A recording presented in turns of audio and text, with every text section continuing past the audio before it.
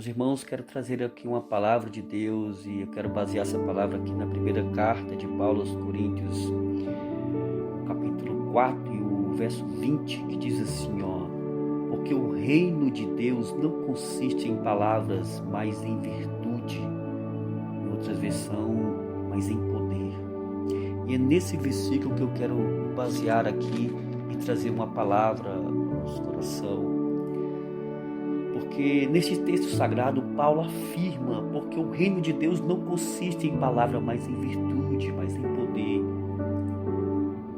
Os grandes pregadores da nova aliança sempre pregavam no poder do Espírito Santo, e assim deve ser nos nossos dias. Nossa pregação não deve consistir em palavras persuasivas de sabedoria humana, mas sim no poder de Deus. Toda pregação deve ser uma pregação de avivamento, e todo ministro deve ser ministro de avivamento. Uma palavra que venha a ser transmitida no poder do Espírito. Uma palavra que venha a ser inspirada pelo Espírito de Deus, para que essa palavra possa adentrar o coração dos seus ouvintes, para que essa palavra possa trabalhar e surgir efeito no coração dos seus ouvintes. Em Mateus capítulo 13, verso 54, Mateus ele escreve sobre o poder de Deus na pregação de Jesus Cristo, dizendo: é chegada a sua pátria, ensinando-vos na sinagoga deles, de sorte que se maravilhavam e diziam: de onde vem esta sabedoria e essas maravilhas? Mateus aqui relatando como é que Jesus pregava. Da onde vem esse poder? Da onde vem essas maravilhas? E o povo ali perplexo, ouvindo Jesus Cristo pregar. Em Atos capítulo 8, a Bíblia afirma que Pedro, cheio do Espírito Santo, pregou com poder e ousadia perante o Sinédrio.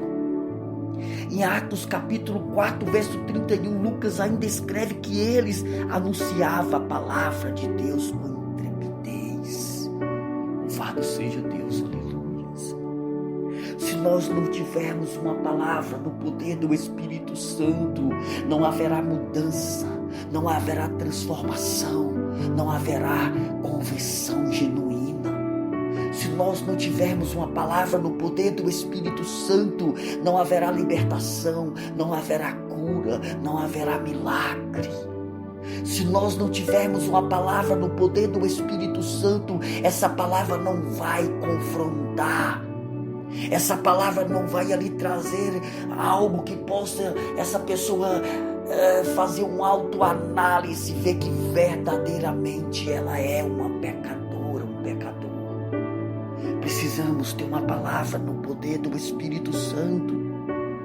A palavra de Deus ela ainda continua dizendo em Atos capítulo 4, verso 33, a palavra de Deus afirma: e os apóstolos davam com grande poder testemunho da ressurreição do Senhor Jesus, e todos eles haviam abundante graça.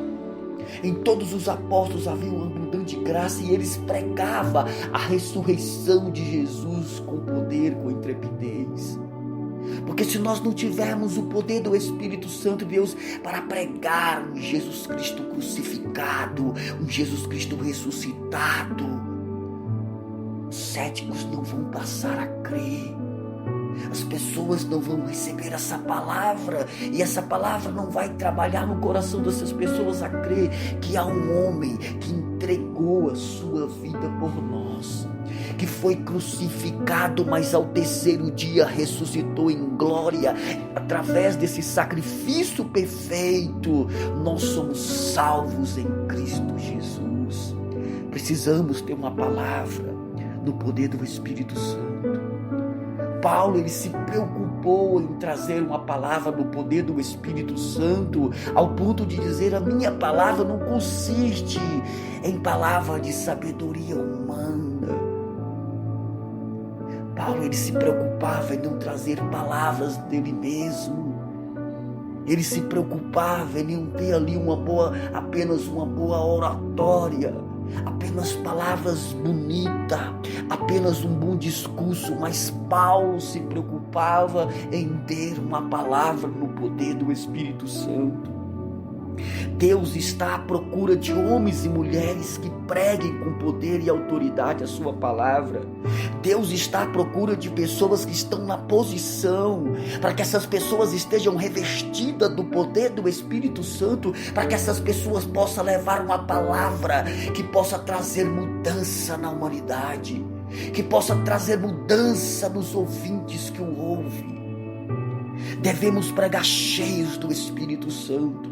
Devemos pregar com intrepidez e ousadia a palavra de Deus. O reino de Deus não consiste em palavra humana, mas sim no poder da palavra de Deus. Oh, aleluias! É palavra de Deus para os nossos corações. É palavra de Deus que precisa ser pregada no poder do seu Espírito.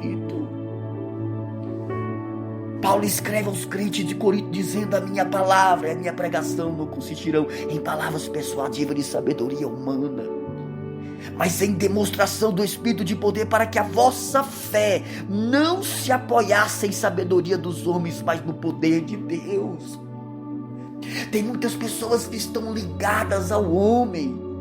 Tem muitas pessoas que estão seguindo o homem, por quê? Porque esse homem tem uma boa oratória, tem um bom discurso, tem uma palavra que massageia o seu ego, tem uma palavra que traz tantas ofertas, tantas promessas, porém essas palavras estão apenas ali, aleluia, trazendo algo que vai ali, trazer um momento ali de euforia, um momento ali de êxtase, mas essa palavra não vai trabalhar para a salvação.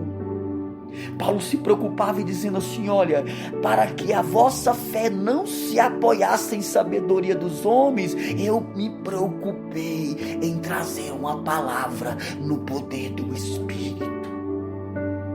Precisamos ter uma palavra no poder do Espírito.